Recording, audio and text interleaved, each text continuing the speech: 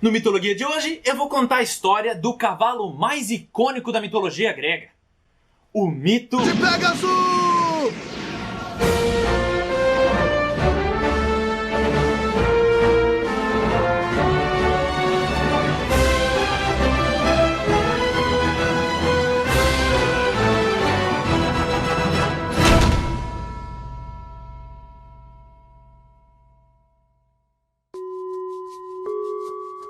A origem de Pégaso é bastante peculiar.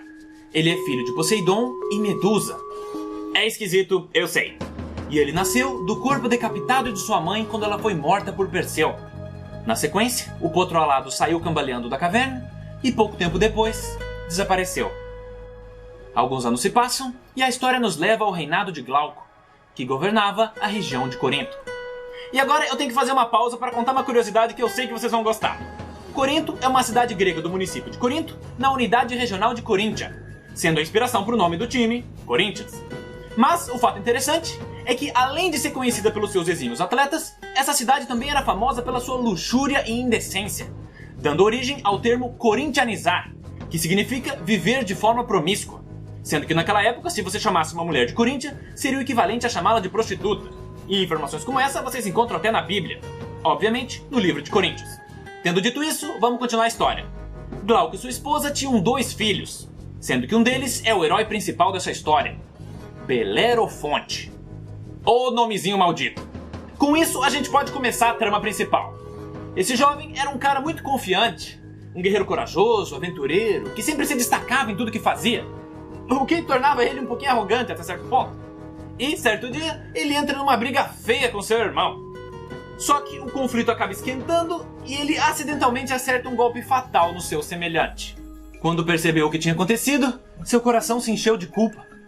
Mas ainda assim, não era suficiente para redimir o seu erro. E por isso, foi obrigado a fugir da cidade. Na sequência, ele busca refúgio na corte do rei Proetos, que, como curiosidade, é irmão de Acrísio, avô de Perseu.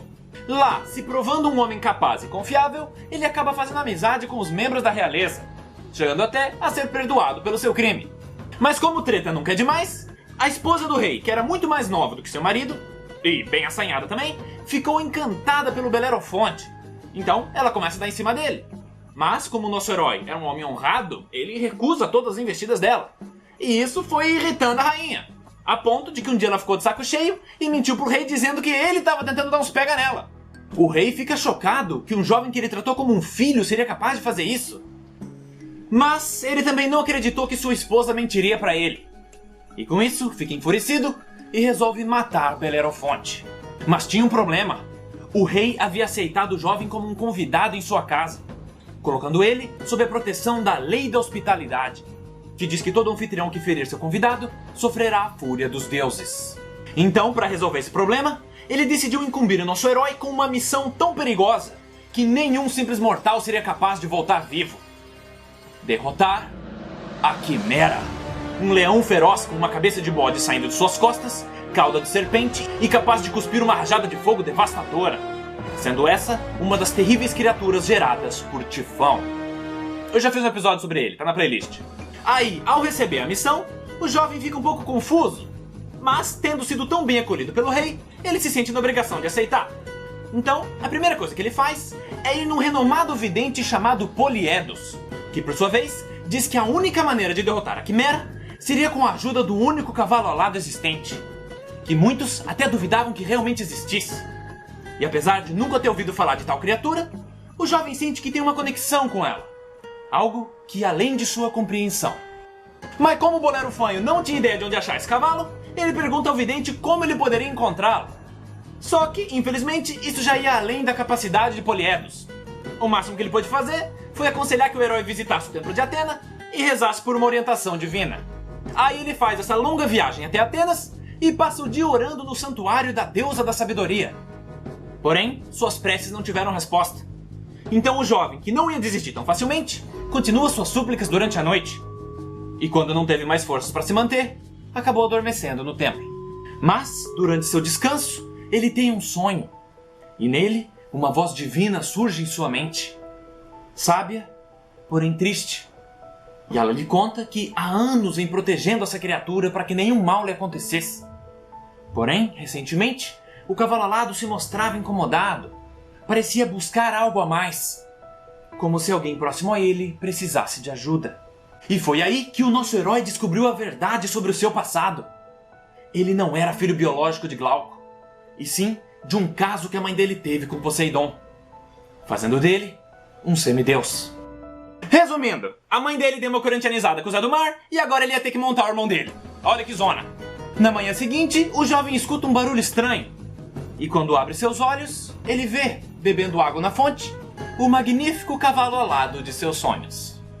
Ele então se levanta, caminha em direção ao Pégaso e faz um afago em sua crina. O cavalo, por sua vez, retribui o carinho e na sequência se abaixa. O nosso herói então sobe em suas costas e após uma curta cavalgada, os dois voam em direção ao céu. Com essa questão resolvida, havia chegado a hora de enfrentar a terrível quimera que assolava a população local. E com a visão aérea que tinha, não demorou muito para que a encontrasse. Lá, alguns pobres coitados tentavam em vão derrotar a criatura. E com isso, o nosso perspicaz herói, observando do alto, conseguiu perceber duas características importantes do monstro. Primeiro, ele notou que a quimera tinha uma pele muito resistente, que dificilmente poderia ser penetrada por flechas ou espadas. E segundo, ele notou que a cabeça de bode nas costas da criatura limitava o movimento da cabeça de leão, dificultando que ela soltasse fogo para cima, tornando um ataque aéreo a melhor escolha. Sendo assim, a conclusão que ele chegou foi que ele precisaria acertar um golpe certeiro com sua lança na parte mais frágil da criatura, sua garganta. Mas ainda havia um problema, pois na hora que ele acertasse o ataque, a quimera ainda poderia lançar uma última rajada de fogo em sua direção. Então, o herói teve uma ideia e prendeu uma pequena placa de chumbo à sua lança. Com isso feito, ele partiu para o combate. Foi voando alto até se aproximar, e quando chegou a hora, desceu numa investida fugaz em direção ao monstro, que obviamente encheu os pulmões de chamas e preparou seu ataque. E foi nessa hora que a lança atravessou sua garganta.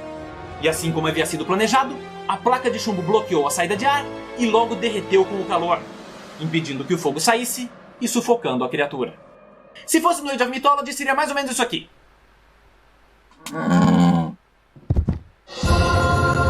Eu sei que parece tosco, mas acredite, esse jogo é sensacional.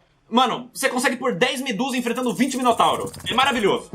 Após a batalha, o jovem retorna com o Pégaso ao palácio e conta ao rei sobre sua vitória.